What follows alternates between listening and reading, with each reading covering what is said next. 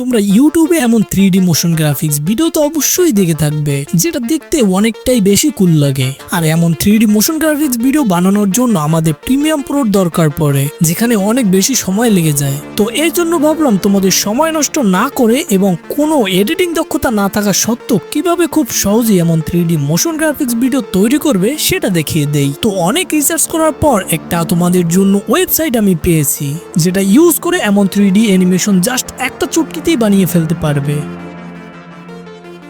তোমাদের বেশি কিছু করতে হবে না, ফোনের যে কোনো একটা ব্রাউজারে গিয়ে সার্চ করতে হবে অটো এই। এখানে প্রথম যে ওয়েবসাইটটা এসেছে এটা ওপেন করো, দেন এখানে ক্লিক করো। এবার তোমাদের সামনে সকল অ্যানিমেশন শো করবে। এখানে কিছু ফ্রি অ্যানিমেশন আছে আর কিছু পেইড অ্যানিমেশন আছে। তোমরা এখানে সর্বপ্রথম ভার্জেন এই অপশনটাই ক্লিক করবে আর এখান থেকে ফ্রি অপশনটা সিলেক্ট করে দাও। এখন তোমার সামনে যতগুলো অ্যানিমেশন আছে সবগুলোই ফ্রি। এখান থেকে তোমার ভিডিওর অ্যাকর্ডিং অনুযায়ী যে কোনো একটা অ্যানিমেশন সিলেক্ট করো। তারপর এখানে তোমার সামনে অ্যানিমেশনটা এরকম ভাবে চলে আসবে। এখানে একটু নিচে স্ক্রল করলে কাস্টমাইজ অপশন পেয়ে যাবে, তো এখানে তোমরা ক্লিক করে দিবে। দেন তোমার সামনে এমন অপশন চলে আসবে। এখন এখানে তোমার ভিডিওর অ্যাকর্ডিং অনুযায়ী এটা কাস্টমাইজ করে নিতে পারো। যেমন আমি এখানে স্টেপ 1 লিখে দিলাম আর এখানে স্টেপ 2 লিখে দিলাম, দেন এখানে স্টেপ 3 লিখে দিলাম, এমন ভাবে এখানে স্টেপ 4 লিখে দিলাম। ওকে, এখানে আমার অ্যাকর্ডিং অনুযায়ী আমি কাস্টমাইজ করে নিলাম। এখানে সবকিছু ঠিকঠাক থাকলে স্ক্রল করে নিচে চলে আসবে আর এখানে ডাউনলোড ভিডিওতে ক্লিক করে দিবে। দেন এখানে একটু প্রসেসিং নিবে।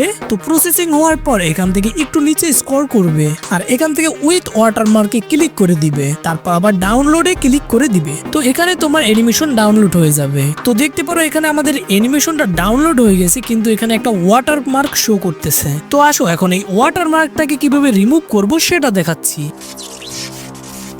তো এই কাজটা করার জন্য তোমরা তোমাদের ফোনের ক্যাপকাটটাই ওপেন করে নিবে আর এখানে যে কোনো একটা ব্যাকগ্রাউন্ড অ্যাড করে নিবে। দেন ওভারলেতে ক্লিক করে ডাউনলোড করা অ্যানিমেশনটা অ্যাড করে নিবে। আমার এটার সাইজটা অ্যাডজাস্ট করে নিব। দেন এই ওভারলের ব্যাকগ্রাউন্ড রিমুভ অপশনে ক্লিক করে দিব। দেন ক্রোমা কি অপশনটাই ক্লিক করে দিব আর এই সার্কেলটা এখানে সেট করে দিব।